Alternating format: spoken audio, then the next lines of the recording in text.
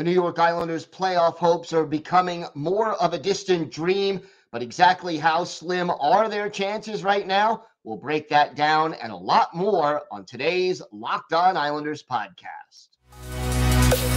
Your Locked On Islanders, your daily podcast on the New York Islanders. Part of the Locked On Podcast Network, your team every day.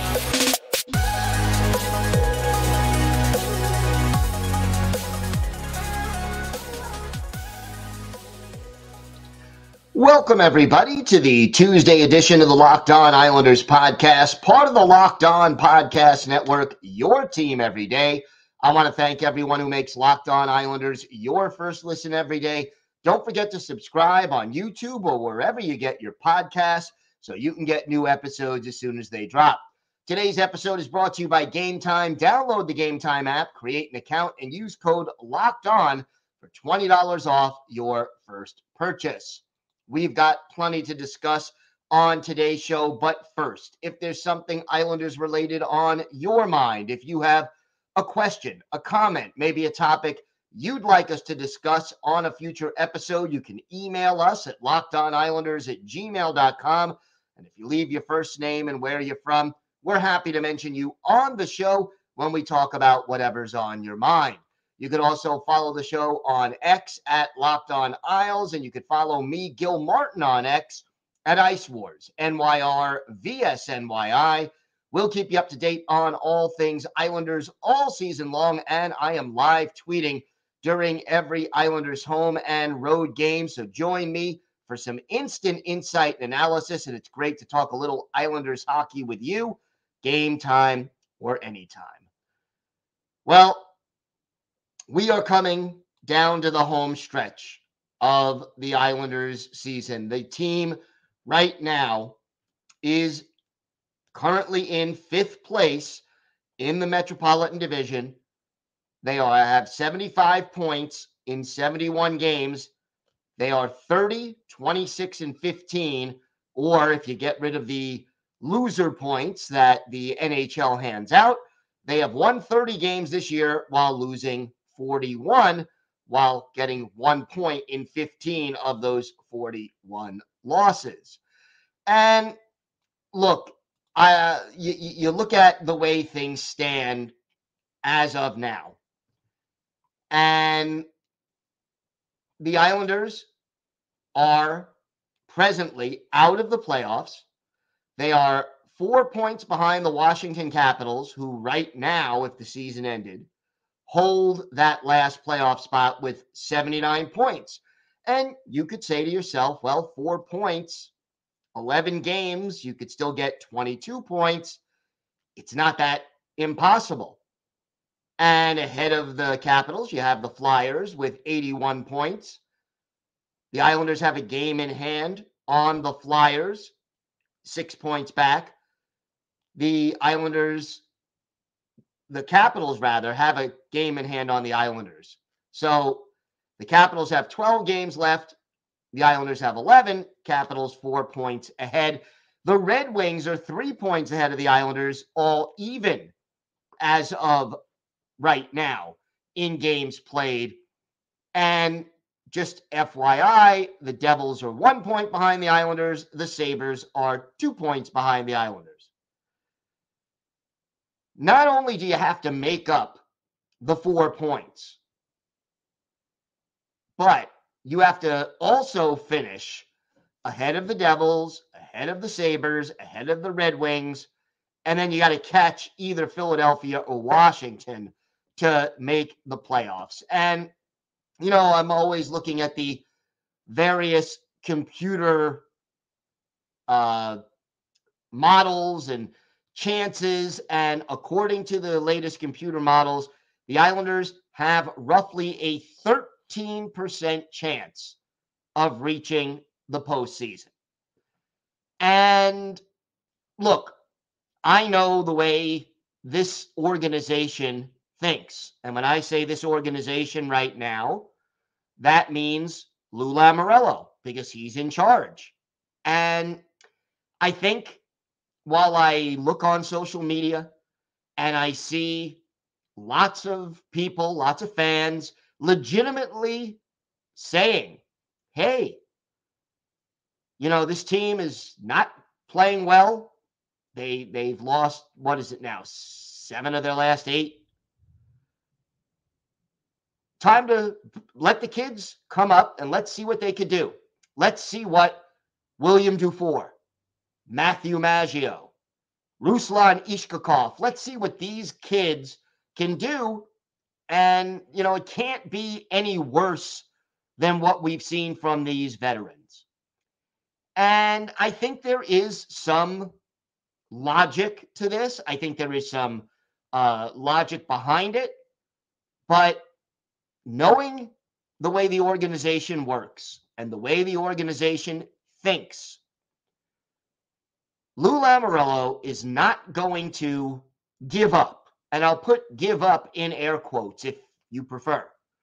13% chance of making the playoffs. He is still going to, not going to bring up the kids. He's going all in to try to get that 13% to happen. And look, let's face it, you win 3 games in a row. And we've seen this team win 6 games in a row just a few weeks ago.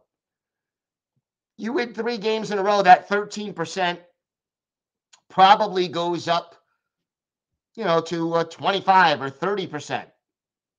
Maybe even more, depending on how the teams you're battling for position end up doing during that time period. And the Islanders, the schedule, they're still in the tough part of the remaining schedule, but it does get easier. Tough games coming up Thursday and Saturday. The Florida trip at Tampa Bay, at Florida, then at Tampa Bay. Then you finish up a 3-game road trip in Philly. That's a game against a team that you really are battling for one of those positions in the playoffs.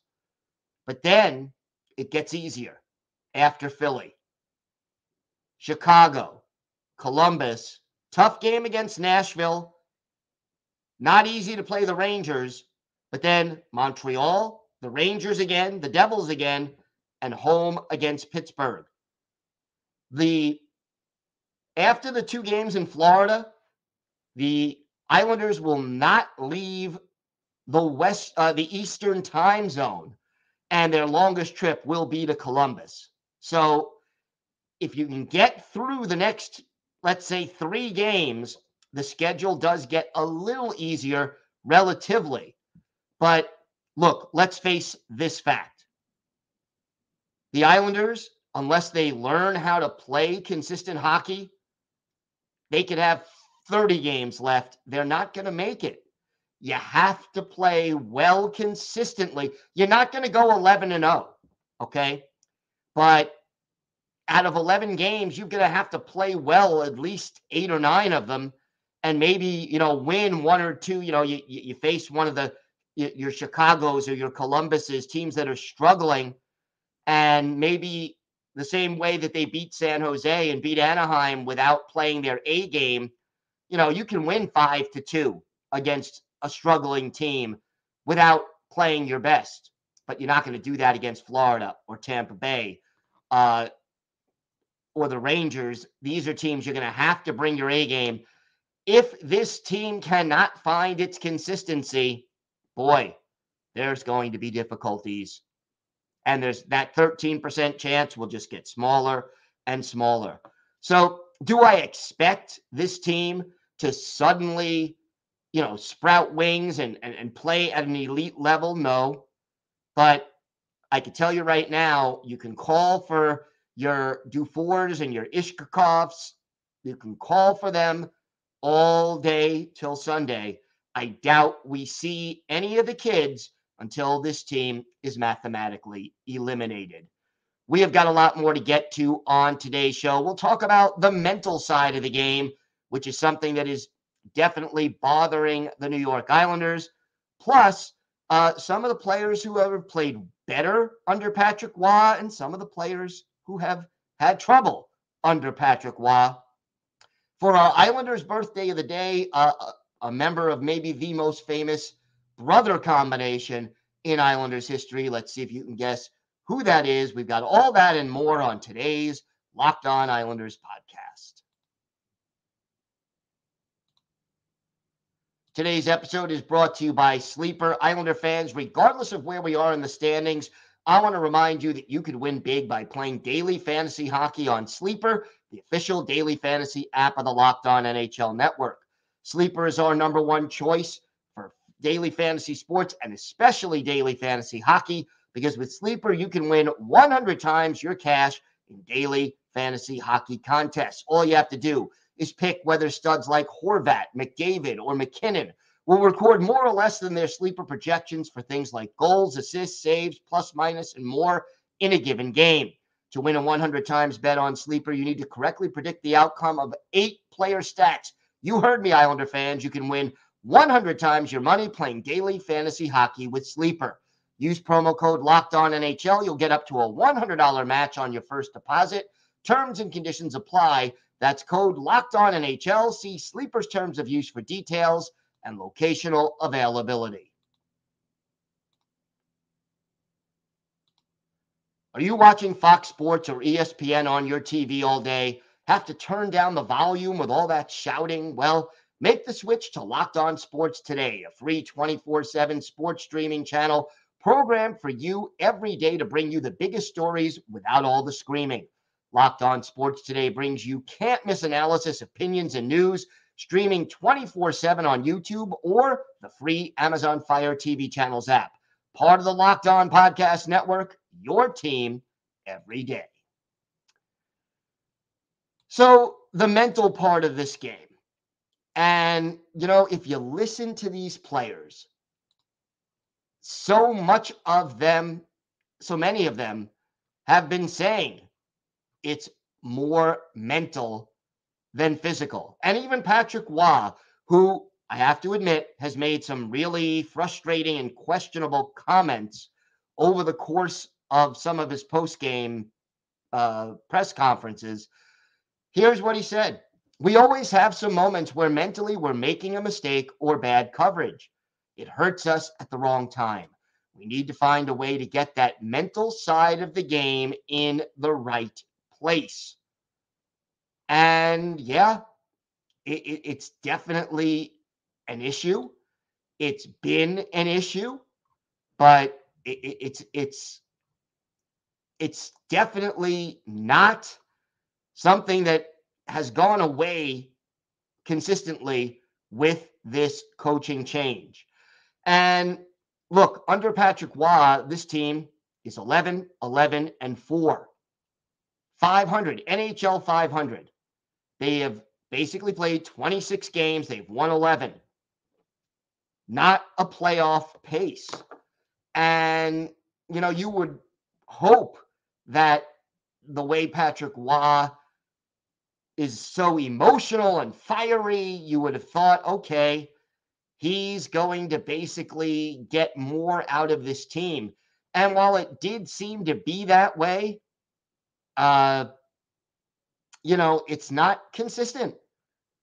And look, we know under Patrick Roy, Matt Barzal has been excellent. He's been on fire. Bo Horvat also playing exceptionally well. And Kyle Palmieri doing pretty well. 12 goals, 5 assists under Patrick Roy. Brock Nelson was red hot, now kind of cooling off a bit, but again, has played well. But how about some other guys who are just not getting the job done? Anders Lee, 5 goals since Patrick Roy has taken over this team. 5 goals in, that long stretch of 26 games. Not what you need from Anders Lee, and he has struggled more or less, with the exception of a few stretches, all season. We've seen Pierre Engvall be a healthy scratch, 3 times? Not getting the job done. 3 goals since Patrick Roy has taken over, and apparently just doesn't seem to be clicking under this new system. Simon Holmstrom, 2 goals in the last 25 games. He was a healthy scratch recently as well, and he deserves it. He, is a solid defensive player, but cannot seem to get the offensive side of the game going. And, we don't even have to mention Oliver Wahlstrom. Hasn't been in the lineup now for more than a month. Played 9 games under Wild, but didn't do anything with that opportunity. And defensively, there have been issues. Noah Dobson has been slumping lately. Ryan Pollock and Adam Pelech have not been as good defensively this year as they were, in the past. Overall, this change to Patrick Roy has not had the desired effect. And again, if it's mental, if this team is not hungry, if they just don't have that sense of urgency every game that you need to see from a professional hockey team, I think what we've seen since the coaching change tells me that while I think Patrick Roy has been an upgrade over Lane Lambert as far as the way he clicks with this team, the flaws in this roster are the bigger reason that this team is on the outside looking in at playoff time. And that goes back to Lou Lamoriello. Giving so many players long-term contracts, giving so many players no trade clauses or modified no trade clauses. Those are not, generally speaking, ways to keep players hungry. And, every day, as I did touch on this a week or so ago, but it's worth repeating. How many times in the NHL or in any sport, a guy's going to be a free agent the following off season, he has a career year. Why? Because he knows if he plays well this season, he is going to get paid big time. There's going to be a reward for all that hard work. But when you have a 7-year contract, they could cut you tomorrow and you'll get paid. It may take longer. Maybe instead of getting paid over the next 6 years, you're getting paid half the amount over the next 12, but you're getting paid. That money, you could be the best player in the NHL or the worst player in the NHL. You're guaranteed that money. And how many guys on this team right now are on long-term contracts? Most of this team right now is on long-term deals. And some of the guys like Matthew Barzal and Bo Horvat are playing very well. And some of them are not. And some of them really never deserved 7-year extensions. But here we are. That's what we're seeing. And when you combine your 7-year contract or your multi-year contract with a modified no trade clause or a full no trade clause, it is going to be difficult to see that hunger game in and game out. One other thing I have to mention, I think, is that, Ilya Sorokin not having a great year this year by his standards. Again, he is still, in my mind, even this off year, he is still a very good goalie, but he is not playing up to his own standards.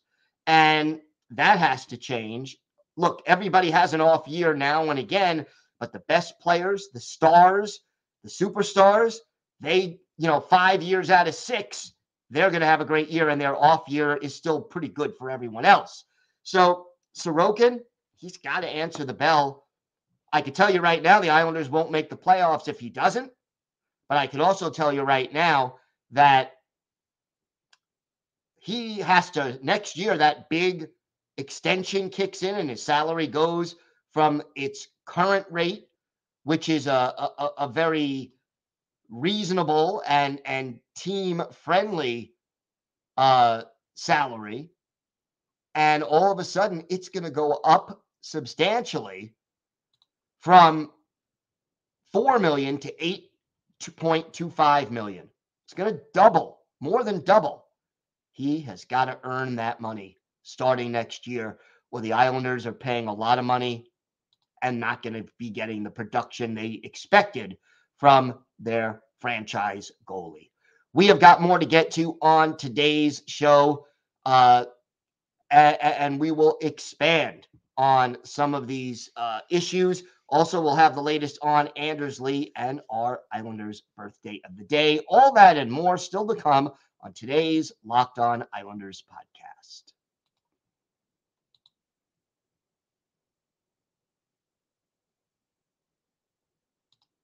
Locked On has launched the first ever national sports 24/7 streaming channel on YouTube, and now it's also available on Amazon Fire TV and the free Fire TV channels app.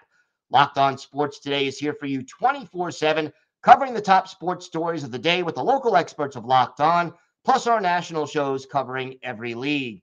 Find Locked On Sports Today now available on the free Fire TV channels app. So, for the Islanders, again, if so much of this is mental, how do you solve that? And I think let's make the assumption that Patrick Roy, one of the advantages of hiring him and not letting Lane Lambert finish out the season is that he gets to see these players up close and personal and coach them for the last, 35, almost 34, 35 games. And I think what we've seen already, the way that Patrick Roy has been juggling his line combinations, he needs, in order to play his system, he needs an aggressive forecheck.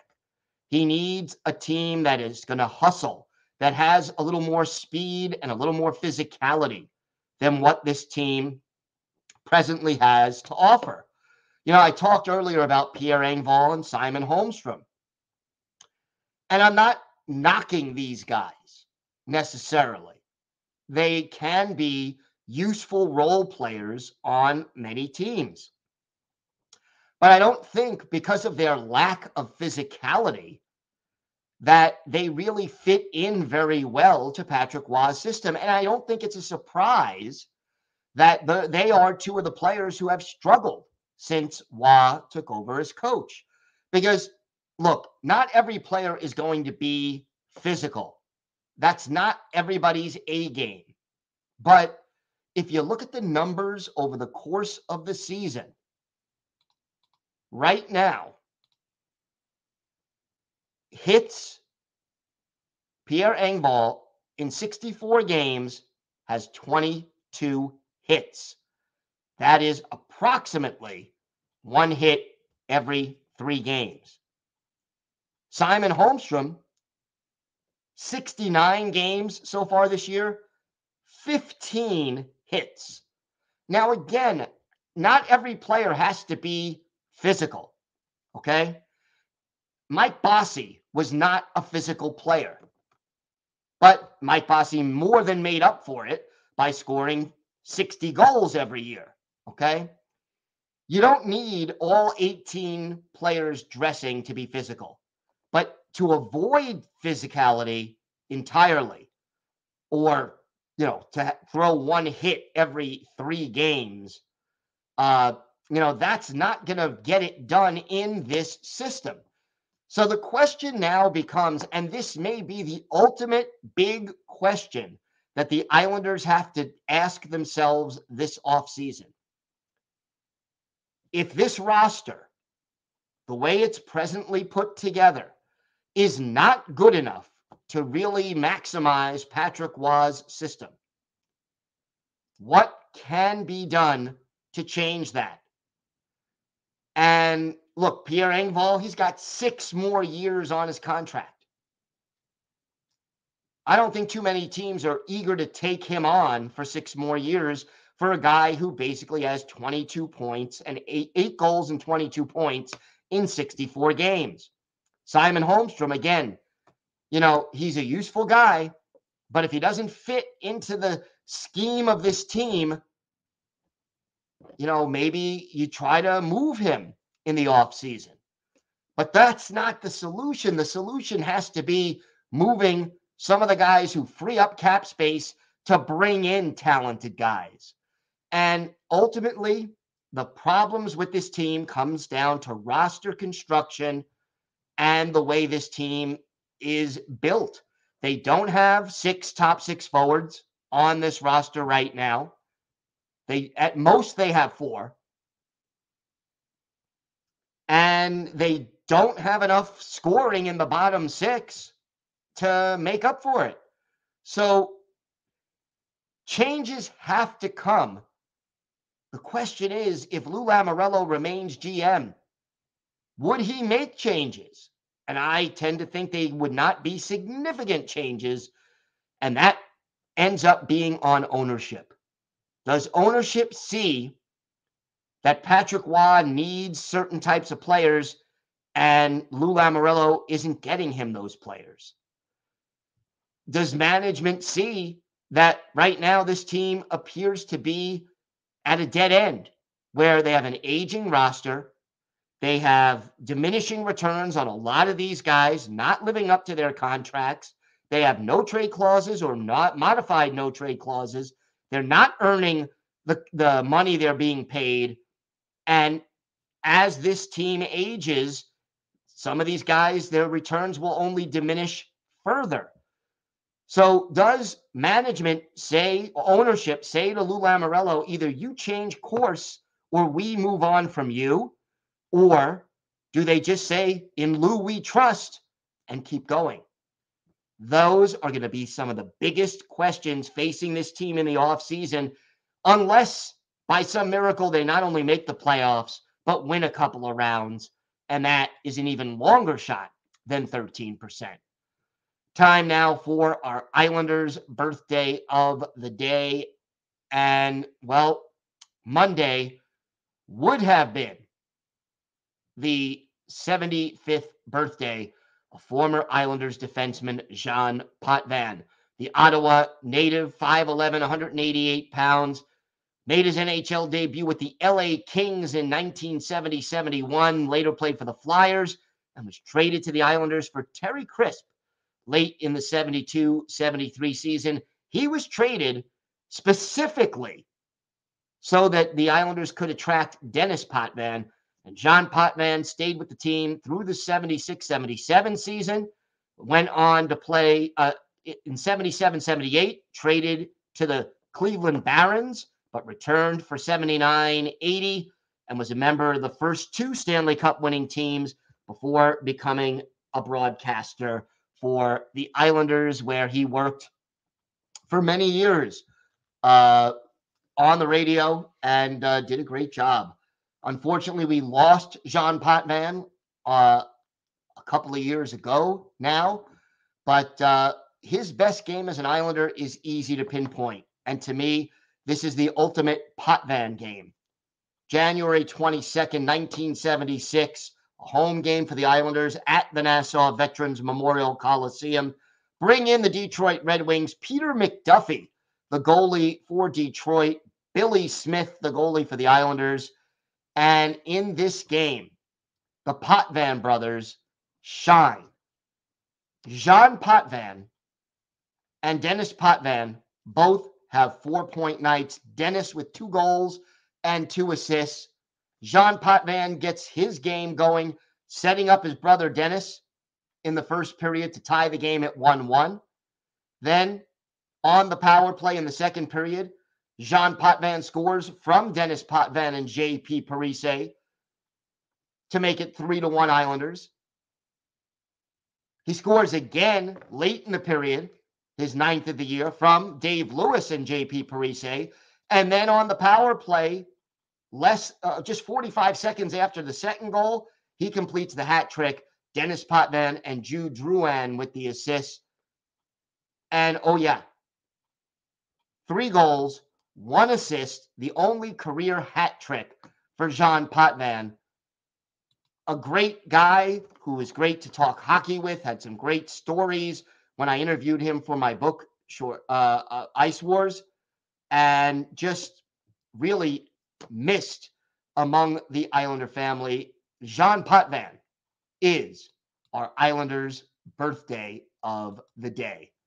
I want to thank everyone for making Locked On Islanders your first listen every day. Everydayers, tomorrow on the show, we'll have the latest Islanders news, notes, and happenings. Looks like no suspension for Anders Lee, as we have not heard anything from the Department of Player Safety. So that is encouraging news. If that changes, we will certainly let you know.